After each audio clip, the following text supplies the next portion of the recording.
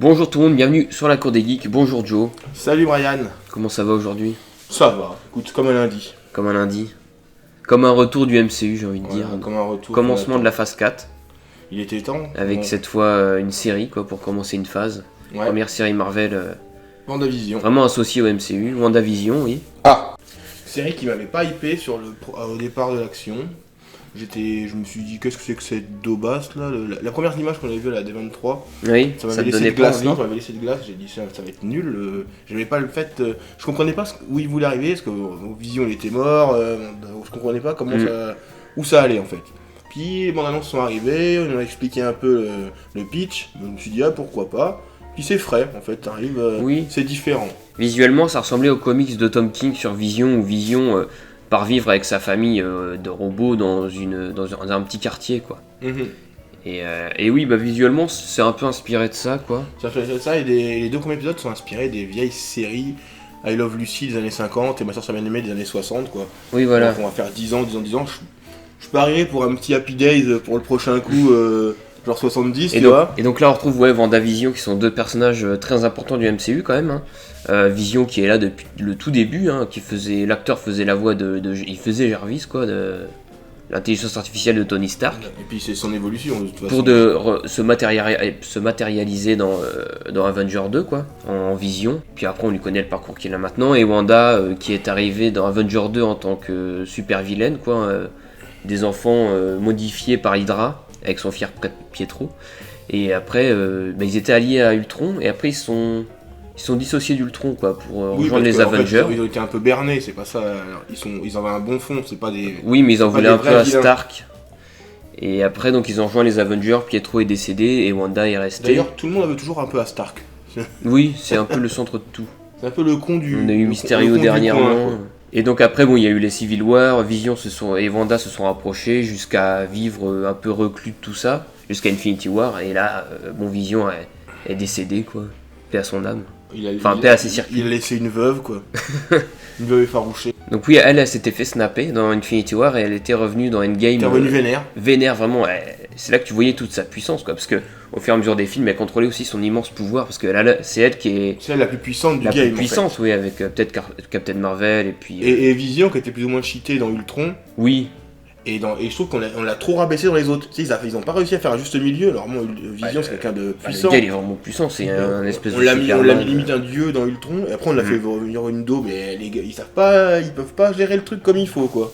Bah oui, dans Civil War, fallait un peu le. Pas oui, trop qu'il défonce tout le monde, quoi. Donc on a dit qu'il était troublé par Wanda, du coup. Par Wanda, ouais, puis il essayait toujours de la protéger, d'esquiver ses. Puis après on l'a blessé, ses attaques. puis après on l'a tué, comme ça. Oui, dans Infinity War, il est blessé, on peut pas faire grand chose. Et puis il est carrément dans le coma pour que Shuri lui enlève la pierre, enfin bon.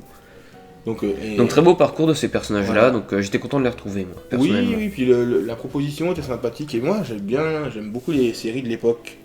Pas que Ma soeur bien-aimée, hein. Si moi je suis beaucoup sitcom de format 18-20 minutes, là, Ma soeur bien-aimée. Oui, c'est vrai que là c'est très court. Madame est servie, tout ça, Happy Days, moi ça me plaît, hein. Tout ce qu'ils vont faire, monter année par année, là, décennie par décennie, j'adore. Revoir ça. Les rires enregistrés, alors c'est pas vrai, les rires enregistrés, parce que les épisodes ont été enregistrés en public, donc c'est des vrais rires qu'on a. Ça a été enregistré devant un public. Ah, c'est devant un public? Ouais, comme à l'époque. Ils ont repris vraiment la façon de faire de l'époque. Avec des chauffeurs je sais pas, des chauffeurs de salle. C'est enregistré comme ça à l'époque. Friends était enregistré comme ça aussi. Hein. Ah oui? Je crois que c'était déjà enregistré comme était dans toutes les séries. Non, les séries américaines, souvent les soaps américains comme ça, sont enregistrés devant un public. Oui. Donc oui, voilà, là on trouve Wanda et Vision qui sont dans les années 50. Alors déjà, on est un peu troublé.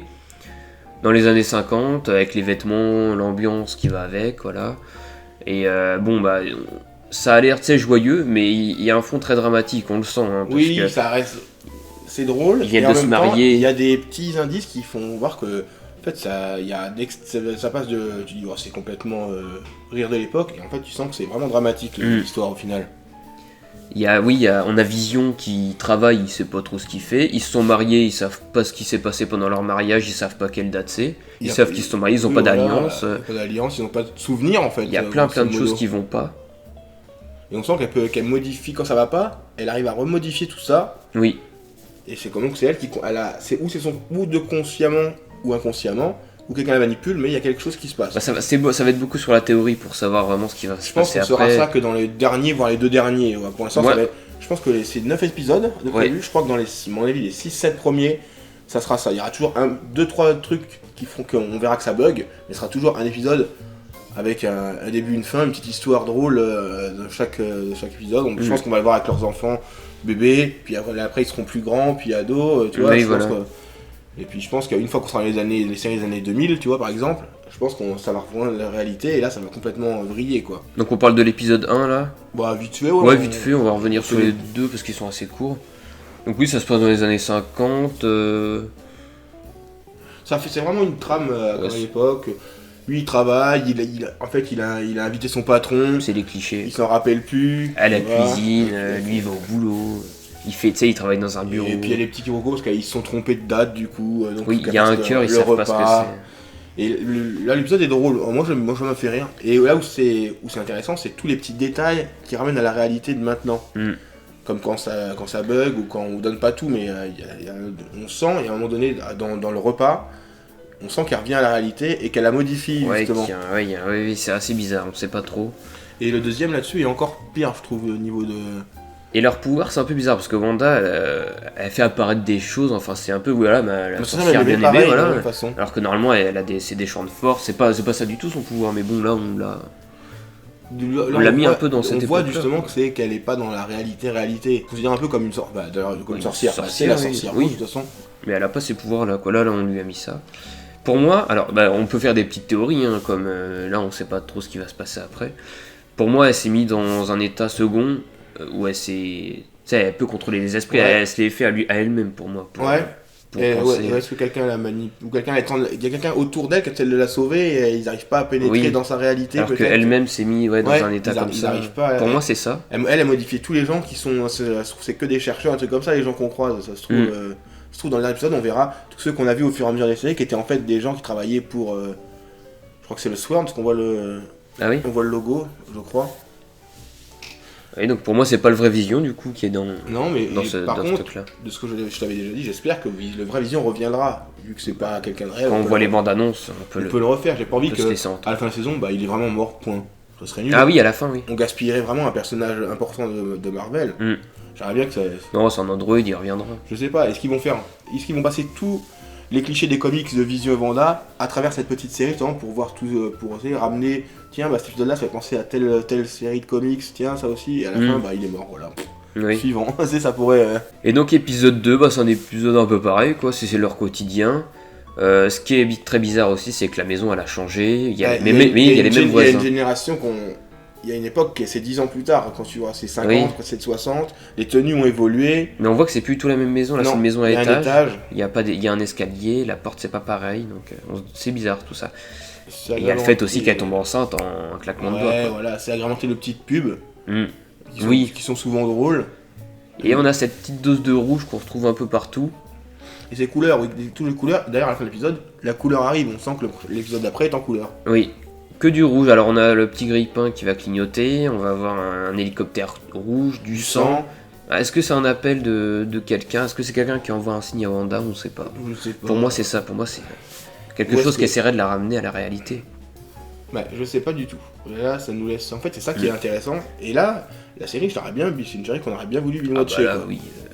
Et là j'ai hâte d'être à la vendredi. En plus ça sera épisode par épisode. Là on a eu 2, donc ça fait une petite heure à regarder. Tu trouves ça c'est pas mal. Après 30 par 30, ça va paraître long. Oui. Je trouve que Disney Plus s'en remet bien, parce que le Mandalorian saison 2, on fait une parenthèse. On était pressé de voir. Moi toutes les semaines j'étais pressé. Et quand les séries créent la hype comme ça, que t'as envie quand t'es pressé de faire la semaine d'après, c'est que c'est bon signe généralement. Là j'ai regardé un peu les avis sur cette série-là, sur WandaVision, et les gens sont contents la plupart. Les plus jeunes ont un peu plus de mal. Ouais, je m'en doutais. Ceux qui aiment vraiment le super héroïque à fond, ça se comprend. Ceux qui sont fans du MCU pour l'action, pour les super-héros, non, ça va en laisser de côté, peut-être, mais les puristes qui aiment bien la façon dont c'est tourné, c'est la technique utilisée comme à l'époque, le format, la pellicule, tout ça, la photo, tu vois, là c'est intéressant quand même, plus...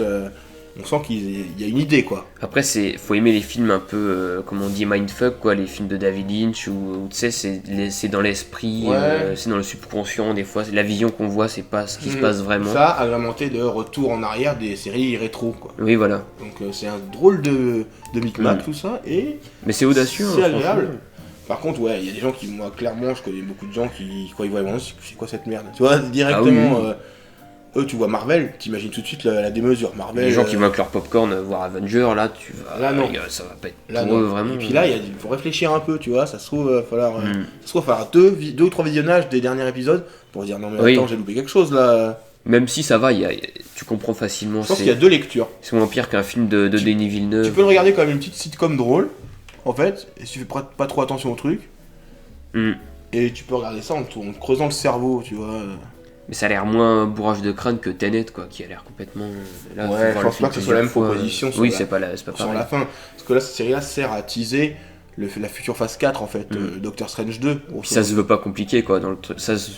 Ça a un aspect compliqué, mais en fait, on va tout te mettre devant les yeux, quoi. Je pense que ça sera beaucoup moins complexe quand on verra Falcon and the Winter Soldier. Oui, ça sera beaucoup plus bourrin, rentre dedans, quoi. Ça reprendra, les fans seront plus dans cette optique-là, quoi. Ça reprendra un peu, le film Le Soldat de l'hiver, quoi, dans la vision. Et c'est un de mes préférés, moi, Soldat de l'hiver. Donc, niveau action, ça fait action, espionnage, les films des années 90-2000. Donc voilà. On n'a pas grand chose à dire en fait, parce qu'on va pas trop en dire, parce que ça serait con de passer à côté. Pour une fois qu'il y a une proposition un peu différente, ce serait bien de laisser les gens découvrir. Oui, puis il y a toujours cet humour, on n'a pas parlé, il y a toujours cet humour de Marvel, quoi, où là, le deuxième épisode c'est sur la magie, donc il va se passer des trucs un peu loufoques, un peu comme dans les anciennes séries, quoi. Et Vision qui va avaler un petit chewing-gum et puis il va se bloquer dans les rouages de son corps. Alors le rouage qui est fait à l'ancienne, c'est un dessin. C'est à l'ancienne. Alors on se doute que Vision il n'a pas des rouages dans le corps, quoi. C'est une technologie Stark. Et ouais, franchement, j'étais étonné d'aimer autant. Mais bon, la preuve étant. Je suis très content de commencer la phase 4 sur ça. On est très content de commencer l'année surtout comme ça. Oui, et de revoir du MCU. Voilà, donc normalement c'est une année qui va être riche en MCU, techniquement. Au moins en série, déjà. Même s'il n'y a pas beaucoup. C'est les films, gros point d'interrogation. Mais les séries, on sera gâté niveau série. On aura au moins 2, 3, voire 4, alors tu vois. Oui. Donc on est bien. Donc voilà. Bon, moi on a dit la plupart des choses. Voilà, faites-vous votre propre avis, allez la voir. Hein. Puis... C'était pour dire rien du tout. Voilà. Laissez-nous un petit pouce, un petit commentaire. Abonnez-vous, mettez la cloche. Et puis nous, on va vous dire à la prochaine. Et puis regardez WandaVision. Allez, tchuss.